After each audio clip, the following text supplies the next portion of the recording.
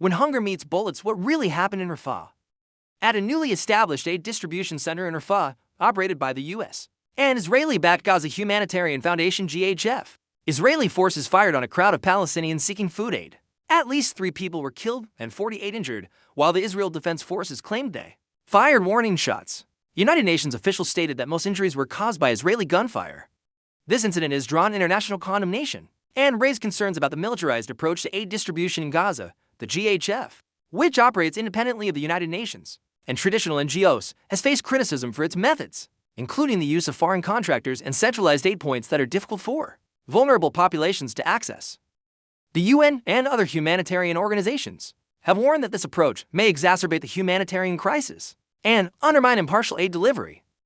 According to the Israel Defense Forces (IDF), the troops fired warning shots to disperse the crowd, aiming to prevent what they described as a potential stampede or a threat to the soldiers' safety. The IDF stated that the firing was not intended to target civilians, but was a measure to maintain order during the chaotic aid distribution. In light of these events, how can the international community ensure that humanitarian aid reaches those in need without further endangering civilian lives?